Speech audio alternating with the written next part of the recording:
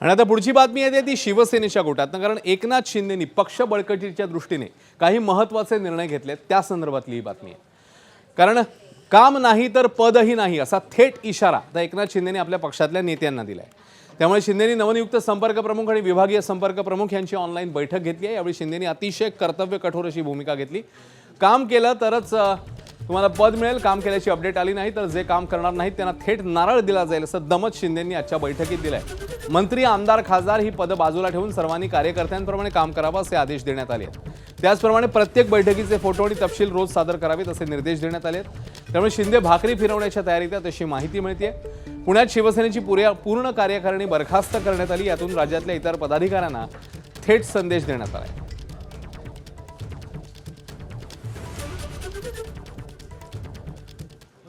तर या सगळ्या संदर्भात एकनाथ शिंदेंनी नेमके कोणते आदेश दिले आहेत ते बघूया। जे काम करतील तेच पदावर राहतील हा संदेश स्पष्टपणे देण्यात आलाय।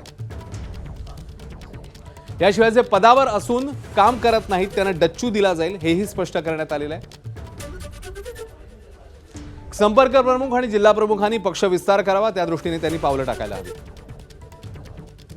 तर सर्व पदाधिकारी, आमदार, खासदार, मंत्र्यांच्या कामाचा नियमित आढावा घेतला जाणार आहे। महाराष्ट्रातल्या सर्व 43,000 गावांमध्ये शिवसेनेचं अस्तित्व दिसायला हवं या दृष्टीने काम करायला हवं। जे पक्षाचं काम करतील तेच मोठ्या पदांवर जातील असंही स्पष्ट करण्यात आलंय। तर भाजपची काम करण्याच्या पद्धतीनुसार शिवसेनेची कार्यपद्धती असणार आहे। मतदार याद्यांवर काम करावं,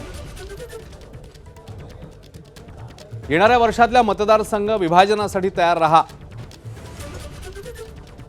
याशिवाय प्रत्येक बीएलएवर आता कामाचा जोर असणार आहे। हे सगळं एकनाथ शिंदेंनी सांगितलेलं आहे। मतदार याद्यांवर लक्ष केंद्रित करण्याच्या दृष्टीने देखील पावलं टाकावी हे सांगण्यात आलं आहे। तर एकनाथ शिंदे नेहमीच ऍक्शन मोडवर असतात। जे काम करणार नाहीत त्यांना पदावरून बाजूला केलं जाईल अशी प्रतिक्रिया शिवसेनेचे आमदार आणि मंत्री उदय सामंत यांनी दिली।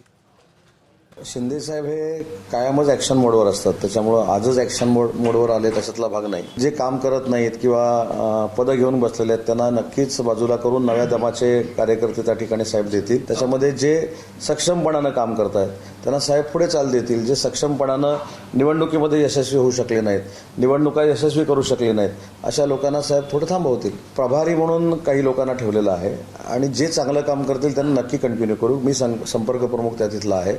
साहेबांच्या परवानगीनं ज्यांना नवीन पदं द्यायची आहेत त्यांना नवीन पदं देखील देऊ। ज्यांना थांबवायचं आहे त्यांना थांबवू, त्यांना काही काळासाठी थांबवायचं आहे त्यांना काही काळ थांबवू। एबीपी माझा, उघडा डोळे बघा नीट।